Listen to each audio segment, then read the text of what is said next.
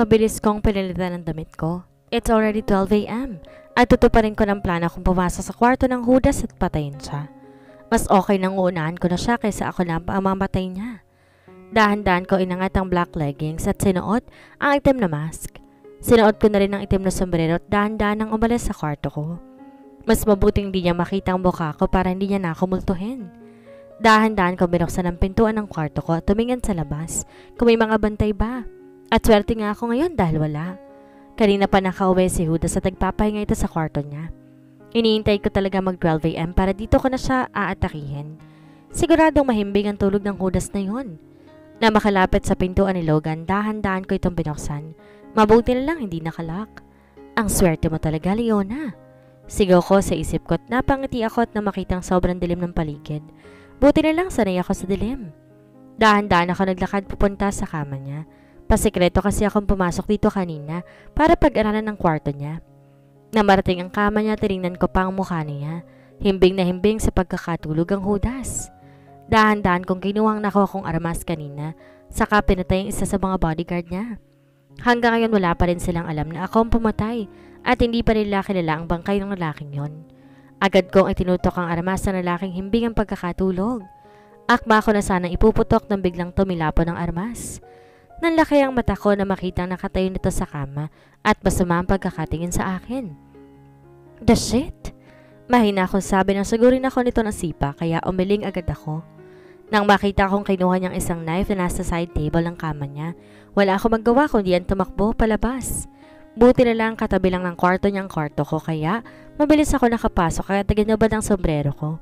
At mabilis sinubad ang damit at tumiga sa kama at nagtulog-tulugan.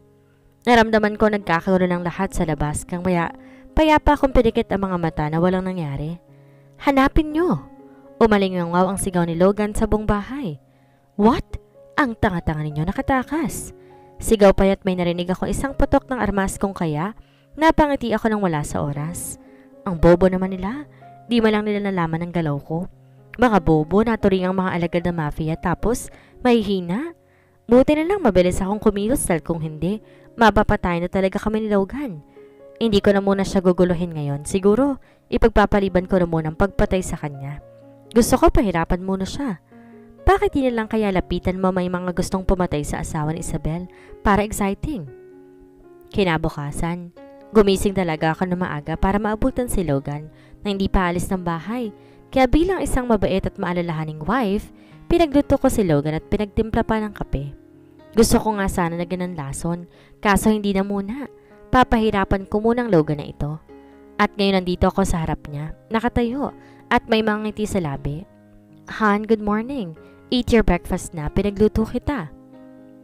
Malambing kong sabi sabay abot sa kanya ng adobo. Kurot ang noo niya na parang sasakali na naman ako. Pero pag ginawa niyo yung tatara ko sa lalamunan niyang kutsilong nasa mesa. What is this, ha? Iritadong sabi niya na patabog ginawa ka ng adobo. Muntik pa itong matapon dahil sa ginawa niya kaya nairita ako ng bahagya. Bakit pang arte ng lalaking to? Adobo, masarap yan. Bilang isang mabait at mahalalang wife, pinagluto kita. Pagsisilbihan muna kita ngayon habang nasa tamang pag-iisip pa ako. Mahina akong ibinulong ang panghuling salita. You, get out! Ayaw ko makitang mukha mo. Sigaw niya sa akin.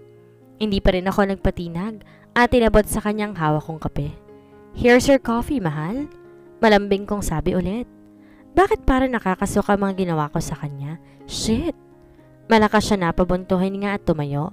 Akala ko susugurin niya ako at sasakalin ulit kaso, Bruce! Okay. Wala na siyang paghihirapan. Nalutuin.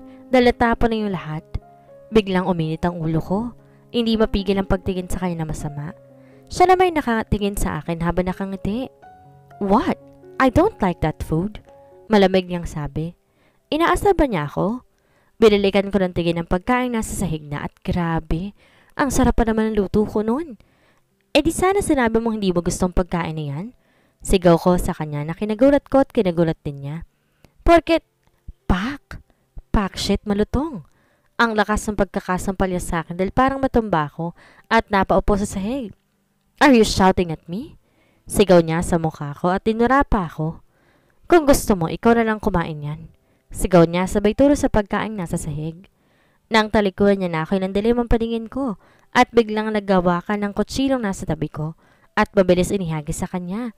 Kaya ngayon nahinto siya at gulat na gulat na nakatingin sa kutsilong nasa tagiliran ng mukha niya na tumama sa pintuan ng banyo. Inis kong singhal. Bago iniwan siyang di pa rin makagalaw. Nang makarating sa pintuan ng kwarto, binuksan ko ito at pabagsak na isinara. Warning pa lang binigay ko sa kanya. Pag sinagad niyang pasensya ko, baka itara ko na talaga. Someone's POV. Nakatingin ako ngayon sa babaeng naglalakad papunta sa hagdan. Kanina'y kitang-kita namin ang mga pangyayari sa mag-asawang ito. Noon pa man lagi sila nag-aaway. Ayaw na ayaw ni boss kay Ma'am Isabel dahil ito may gawa kung bakit nagkahiwalay si boss at ang kanyang girlfriend. Kami rin naman may galit kay Ma'am Isabel dahil sa unti-unting nauubos sa mga tauhan namin dahil sa kapalpakan niya. Lagi siya napapahama kaya dahil kami. Pero ngayon bakas ang gulat sa mukha naming lahat na makitang ginawa niya kanina. Tinapunan lang naman niya ng kutsilyo si boss at malapit na talaga ito sa mukha niya. Napansin kong hindi pa rin nakakagalaw si boss at parang gulat na gulat pa sa nangyari. Boss, mahina akong sabi. Doon lang siya gumalaw at tumingin sa amin. Let's go, sabi niya sa malamig na tono. Agad naman kaming nataranta at sumunod sa kanya. Na makalabas kami ng bahay, pumasok agad kami sa sasakyan. Kasama ko si boss dahil ako mismong driver niya. Kanina ko pa napapansin ang pananahimik ni boss. Sino ba naman na matatahimik at mag-iisip kung bigla ka nalang tapunan ng kutsilyo ng asawa mo na noon pa may ayaw ng manakit? Ayos ka lang ba boss? Takang tanong ko dahil hindi ko na talaga mapigilan. Tanging naiusal ni boss at bumaling ang tingin sa bintana. Ano kaya mangyayari sa asawa niya? Itong si boss napiko na naman dahil sa ginawa nito kanina. Bahagya akong kinabahan dahil sa naisip. Sanay naman kaming makita sila nag-aaway pero hindi ko lang matanggap ay ang pagtrato ni boss sa asawa niya. Sinasaktan niya ito. Hindi naman sa concern ako. Babae kasi yun tapos mahina pa. Tanging iyak lang ni mamang narinig namin araw-araw pero kanina, nagbagong lahat. Hindi siya umiyak. Hindi siya nagmakaawa kay boss kundi tinapunan niya ng kutsilyo at walang pakialam na lumayo. Grabe ang angas nun. Ngayon pupunta kami sa underground. Para asikasuhin na naman ang mga naiwan ni boss sa papeles at para na rin sa training ng mga bodyguards. Madeline Isabel's POV. Payapa ako nakahiga sa kama. Hapon at wala akong balak na bumaba o magluto dahil bad trip ako. At kanina pa ako iritang-irita sa sunod-sunod na pagkatok sa pintuan. What? Inis kong sigaw. Ma'am, pinapatawag po kayo ni sir, sabi ng maid. Bakas ang kaba sa tono ng pananalita niya. Ayoko makipag-usap sa boss mo, kaya umalis ka na, sigaw ko. Pero ma'am, kung hindi po kayo pupunta doon, tiyak mamamatay ako. Nainis ako dahil sa tono ng pananalita niya. Umalis ka na, wala akong pakialam, sigaw ko. Gano'n ba sila katakot sa boss nila at nagbanta pa itong papatay ng maid kapag hindi ako pumunta sa kanya? Ngayon kailangan niya na ako para ano? Para pahirapan? Naputol ang pag-iisip nang biglang malakas sa kumalabog ang pinto at nasira ito. Anong? Hindi natapos ang pagsigaw ko na makita siyang papalapit sa akin at saka na naman ako. Bitaw! Sigaw ko at pilit pumigla sa kamay niya pero ang dilim ng paningin niya para diinan pang lalong pagkakasakal sa akin. Ano bang problema ng isang to? Nagulat na lang ako dahil sa ginawa ko. Hindi ko siya sinakal kundi hinalikan. Bakas ang gulat at hindi makagalaw siya sa kanyang kinatatayuan. Ang pagkakasakal sa akin hindi niya humihigpit dahil sa ginawa kong paghalik sa kanya. Ops, apektado ba siya? Mabilis kong tinulak siya at may gawa ng paghalik. Pak! Ako pa talagang balak manampal no? Pero sampal yun dahil sa ginawa niyang pagsakal sa akin. Ngayon mo ako simulan. Pero imbes magalit siya sa ginawa ko malakas sa pagsampal sa kanya, ang ginawa ng gago ay hinalikan na naman ako. Pero hindi na yung dampi kundi marahas na halik. Napakapit ako sa batok niya nang ilapit niya ulit ang mukha sa akin. Silip-sip niya ang bibig ko at marahas itong binubuksan ang bibig niya gamit. Kaso matigas ako kaya tikam ang bibig ko habang siya inis na inis sa akin. Shit! Open your mouth! Galit niyang sigaw sa akin bago binalik ulit ang bibig sa bibig ko. Hindi pa rin ako nagpatinag. Tikom pa rin ang bibig ko kaya nagulat na lamang ako nang bigla niya akong buhatin at inihagis sa bintana. Inihagis niya ako sa kama at pumaibabaw siya sa akin. Diba ito naman ang gusto mo? You shit! Inawakan niya ang bibig ko. Pilit itong binubuka kaya ako hindi ko napigilang bumuka ng kusa ang bibig ko. Kaya nakapasok pa ang pesa niyang dila sa bibig ko. Narinig kong mahinang ungol niya dahil sa ginawa niya pero ako itong parang patay na nakahiga habang di gumagalaw at tayong siya lang gumagalaw sa amin. Siya lang ang nagkokontrol ng ginagawa niya. Napasigaw na lamang ako nang bigla niyang punitin ang damit ko kaya bungad na bungad sa kanya ang pula kong bra. Shit naman no? Sigaw ko at mabilis na kinuha ang damit ko. Shut up woman. This is what you want, right? Sigaw niya sa akin. Akma na sana akong tatayo kaso mabilis na naman niya akong perhiga. Pesa talagang lalaking to eh. Ano na Leona? Papayag ka na lang bang harasin ng pesting yan? Nang mahawakan niyang bewang ko, dahan-dahang pumaibaba sa hita ko. Kaso natigil ang paggapang ng kamay niya na makarinig kami ng sunod-sunod na putok ng armas. Shit! Mabilis siyang tumayo at kinuha ang armas na nasa likuran niya. Lumingon siya sa akin. Masama akong tinignan. Babalikan kita. Hindi pa tayo tapos. Sigaw niya at mabilis na umalis. Ako naman tong nakatingin lang sa nilabasan niya. Tahimik ako. Hindi makapagsalita. Para ako napipid dahil sa nangyari. First time yun. Bang, bang, bang. Sunod-sunod ang palitan ng putok ng armas. Bumangon ako sa pagkakahig at tumingin sa bintana ako. Nakita ko ang palitan ng armas ng bodyguard ni Logan at ang mga nakaitim na lalaki. Nagulat ako nang biglang may nagputok ng armas malapit sa mukha ko. Mabuti na lang di ako natamaan. Shit! What are you doing, woman? Pumasok ka! Sigaw ni Logan habang palitan na naman ng putok. Napabuntuhan niya na lang ako at pumasok. Isinara ko na ang bintana. Pumunta ako sa pintuan ng kwarto at kitang-kita ang pagkakawasak nito. Napabuntuhan niya ulit ako at kumuha ng mga gamit pang ayos ang pintuan. Bang, bang, bang! Napapaining ako dahil sa ingay ng mga armas. Ang istorbo nila. Kinuha kong martilyo at pakot. Agad ako nagpunta sa pintuan ng kwarto ko. Inayos ito. Lakas naman ang pagkakasipa ng pesa na yon at talagang wasak na wasak ang pintuan ng kwarto ni Isabel. Napabuntong hininga muna ako bago nakikisabay sa pagputok ng armas ang pagpukpok ko sa pintuan ng kwarto ko. Paano ba kasi to? Buisit? Iba kasi yung hugis ng pako nila, nakakainis. Nang matapos ng pag-ayos ko sa pintuan, narinig ko pa rin ang palitan ng putok ng armas. What are you doing? Sigaw ni Logan. Nandito na pala siya sa harapan ko. Anong ginawa mo? Taka ulit na sabi niya. Inayos yung nasirang pintuan. Bobo? Sabi ko at inirapan siya. Are you serious? Sa gitna na laban na nagawa mong ayusin ang pintuan, hindi ka man lang nagtago at baka makita ka ng mga kalaban? Sigaw niya sa akin. Ano bang pakialam ko? Sila naman na magkaaway at hindi ako ah. Kayo naman na nag-aaway eh. Bumalik ka na doon, baka maubos. Ano ba? Sigaw ko nang hilahin ako nito papasok sa kwarto ko. Stay here. Pag nakita kitang lumabas, ako na mismong papatay sa'yo. Galit niyang sabi. Mas mabuting mamatay na lang ako sa kamay ng kalaban mo kaysa mamatay sa mga kamay mo. Hindi ka tanggap-tanggap yon. Sabi ko at nakita kong pagurot ng noo niya at umalis. Nakaka-stress ang buhay na to. Inayos ko ng sarili tumiga sa kama. Napatingin muna ako sa pintuan ng kwarto. Butit ayos na ito kaya tumayo ako para isara ang pinto. Hinarangan ko na rin to at ang malaking cabinet para hindi na talagang mabuksan. Ngayon tingnan natin kung makakabalik ka pa. Peste kang Logan ka? Gusto mo pang makaisa ha? Agad akong sumampa sa kama at natulog. Narinig ko pa rin ang palitan ng bala sa labas pero hindi na yun sunod-sunod pa. Siguro maya-maya tapos na sila. Na makaramdam ako ng antok, nakatulog agad ako. May naramdaman akong kakaiba, parang may tao sa kwarto ko. Dahan-dahan to naglakad, alam kong pupunta to sa gawi ko kaya nagpanggap ulit akong tulog. Ramdam ko ang presensya niya papalapit sa akin. Kaya na makalapit na siya agad akong kumuha ng unan para itapon sa kanya at sapol sa mukha. What the? Napalingon ako sa sumigaw. Si Logan pala. O ikaw pala Han, bakit ka nandito? Akala ko, shut up. Kasi natutulog na ako. I don't care. Sigaw niya pa at lumapit sa akin. Teka, saan siya dumaan? Napatingin ako sa pintuan. Nandoon pa yung cabinet na iniharang ko. Doon. Turo niya sa isang malit na pintuan. Nanlaki ang mata ko at mabilis na tumayo. Pumunta ako doon at gulat na nakatingin sa maliit na pintuan. Pumasok ako doon at, shit! Konektado yung maliit na pinto sa kwarto niya? What?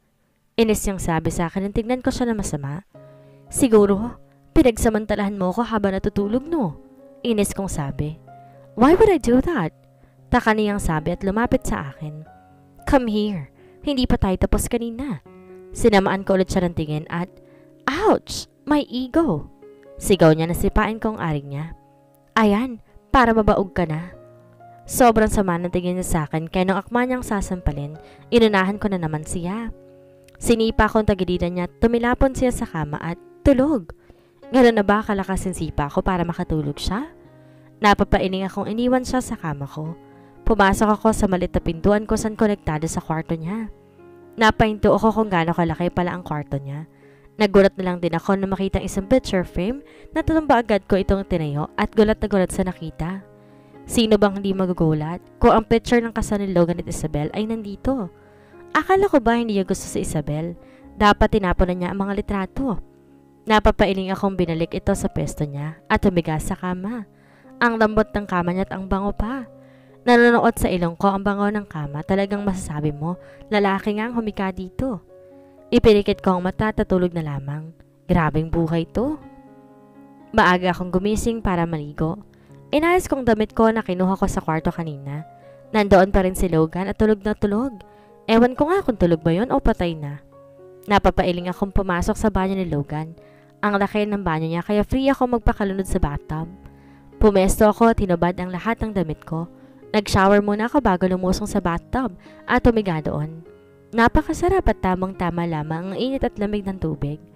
Habang nag-iisip kung ano ulit ang gagawin ko ngayon, napag-isipan ko, gumala na lamang papunta ako sa mall at mamimili ng damit. Napangiti pa ako sa naisip. Wala naman kasing pakialam si Logan kung gumala ako. Isa pa wala siyang pakiki-Isabel nung basa pa ako ng libro nila. Heist. Napasinghap ako at inayos ang pagkakahiga sa bathtub. Matapos ko magbabad sa bathtub, umulit-ulit ako sa shower. Matapos nang lumabas na ako.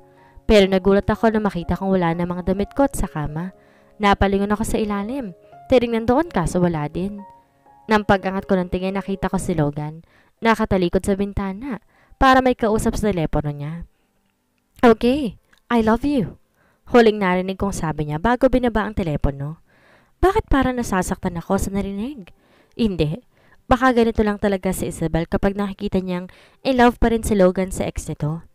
Nagulat ako na magdamang paningin namin pero mas nagulat pa ako na makitang hawak niya ang bra at panty ko. Hoy! Manyak ka, akin na yan! Sigaw ko habang turong underwear at bra ko. This? Tinaas niya ang bra at panty ko. Akala ko pasalubong to sa akin. Nakangiting sabi niya sabay lakad papunta sa gawi ko. Tinignan niya ako mula ulo hanggang paa. Shit! Are you ready? Nagulat pa ako dahil sa ginawa niya.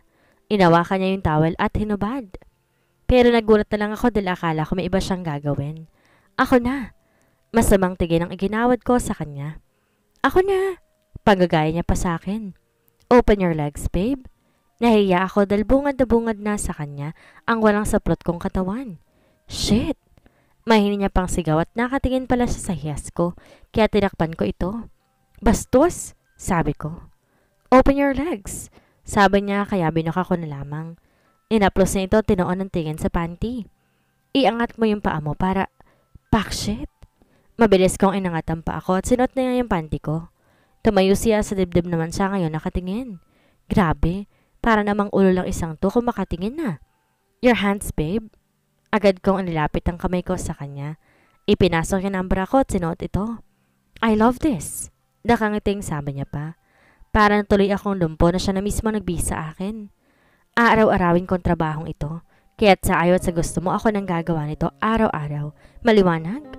Napapailing na lang ako dahil sa sinabi niya. I can't believe this. Inis na inis ako ngayon dahil sa mga bantay ni Logan na sunod sa akin. Hanggang ngayon nandito pa rin ako sa mall at palakad-lakad lang. Para ring mga tangang tauhan niyang sumusunod sa akin na makita nilang pumasok ako sa pambabaeng damitan. Nanatili sila sa labas. Napangiti ako dahil hindi man lang sila pumasok kaya ang makulit kong utak agad na namili ng damit at nagbihis. Iniba ko rin ang pagkakatali ng buhok ko kanina. Kinuha ko pang isang pang cowgirl na sombrero at agad naglakad palabas. Hindi man lang napansin ng mga staff ang pagkuha ko ng damit kaya payapa ako naglalakad palabas. Nakita ko mga taong nakablock at bisita sa paghintay sa labas. Hindi man lang nila ako nakilala Nakangiti akong tumango sa ibang nakatingin sa akin. Kahapon nga dito rin ako pumunta kaso wala akong nabiling damit ni isa dahil sa mga taong lagi akong tinitigyan na. Ito naman kasi mga tauhan ni Logan, kung makasunod para akong tatakas o kaya mamamatay. Walang sabi nga ng boss sila, bantayan ako ng maigi. Pag napahamak ako'y baka silang mamatay. Ewan ko sa lalaking yun. Bakit parang bumait na ata? Naalog siguro yung ulo o kaya nagka-amnesia kaya ganun. Nang makalabas ako ng mall, payapa akong pumunta sa ibang butik. Dito na lang ako pipili ng damit kesa sa mall. Maraming tao at hindi ako makakapili ng maayos. Pumasok ako sa isang butik at namili ng damit. Magaganda ang damit nila dito. Magkasing katulad din sa mundong Earth. Agad ako namili at bumili na rin ng mga gamit katulad ng underwear, bra at iba pa. Kumuha din ako ng ilang sombrero at sapatos na bibilhin ko. At saka bumili na rin ako ng dress at iba pa. Dapa! Oh my God! Hala, ano nangyayari? Dapa sabi, babarilin kita. Napalingin ako sa mga tao nagkakagulo. Hindi, nagkakagulo sa loob ng butik kung saan may mga armadong lalaki ang nakapasok. May isang lalaking lumapit sa cashier. Pilit itong kinukuha ang pera at may isa na may nakatutok ang armas sa mga babae at lalaking nasa malapit na cashier. Tayong ako lang hindi nila napansin dahil sa mga nasa dulo ako at namimili ng damit. Tumahimik ka, babarilin kita. Sigaw ng lalaki sa isang batang babae na umiiyak. Mama! Ang lakas ng pagkakaiyak ng bata at hinahanap itong magulang. Ang anak ko! Napatingin ako sa tagiliran na makita ko ang isang ginang na nakatago sa dulo kung saan tanaw na tanaw niya ang bata. Bakas ang lungkot sa tono niya. Ang anak ko! Mahina niyang usal habang umiiyak. Napalingon ako sa batang iyak pa rin ang iyak. Naiirita ng lalaking nasa harapan niya. Kumuha ako ng hangin. Napalakas ang bundong hininga ko kaya napalingon sa akin ang babae. Nausal ko na lang at mabilis kinuwang pa yung nasa balikat niya. Agad ko itong tinapik sa mukha ko. Tanging mata lang nakikita sa akin. Sinuot ko na ang sombrerong binili ko at naglakad papunta sa harapan. Miss, anong gagawin mo? Napalingon ako sa ginang. Bakas ang pagkatakot sa mukha niya. Silenyasan ko na lang siyang tumahimik kaya tumahimik na siya. Naglakad ako papunta sa gawin ng lalaki. 4 silang nandito. Yung isa ay nakahawak sa isang bag habang inaalala yung isang lalaki para makuha ang pera. Yung isa na may nakabantay sa mga babae at lalaking nakaupo habang tutok ang armas dito. Yung isa namang lalaki na mas malayo sa gawin ng 3, yung pikon na pikon sa bata. Kaya ang ginawa ko, inuna kong pinuntahan ng lalaking nakaharap sa bata ngayon. Kinuha kong isang kamay ng manikin at pumunta sa gawin ng lalaki. Hindi man lang niya napansin ang paglapit ko dahil nakafocus siya sa batang umiiyak. Tumigil ka sabi. Mabilis kong pinukpok sa ulo niyang hawak kong kamay ng manikin dahil sa akma niyang pagkasa ng armas. Nakita ko ang batang tumigil sa pag-iyak habang gulat na nakatingin sa akin.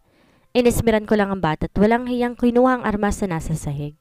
Silenyasan ko muna ang batang manahimik habang nakaturo sa isa kong kamay sa ina nito. Dahan-dahan siyang tumakbo papunta sa ina niya.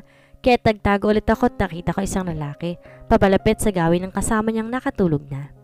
Nasaan na ba yung isa? Aalis na kami. Sabi nito hanggang makarating siya sa gawi ko. Agad ko siyang tinadyakan kaya napahiga siya. Napatingin siya sa akin. Nakita ko pang pagkagulat sa mata niya kahit nakatakip ang bibig niya. Tayong mata lang ang nakikita ko. Sino ka? Bang! Wala na akong pag-aalinlangan. Ipinutok ko ang armas sa paa niya kaya't napahiyaw si Zia. Mabilis kong sinipa sa kamay niyang armas na hawak niya at tinadyakan siya. Ano? Ano yun puntahan mo? Shit! Sigaw ng lalaki at nakita ko pa ang isang lalaki na papalapit sa akin. Mabilis niya akong tinutukan ng armas kaya ginawa ko ng dapat kong gawin. Tinapon kong armas sa mukha niya kaya't sapul siya sa noo. Shit! Sigaw niya at tumayo siya at mabilis na sumugod sa akin. Pareho na kaming walang armas na hawak. Sinugod niya ako tusuntokin na sana sa mukha. Mabilis kong inilagan at sinipa ang tagiliran niya. Mabilis naman siyang bumawi. Sinuntok ako sa tagiliran kaya't napaatras ako. Agad akong kumuha ng lakas at mabilis na umikot.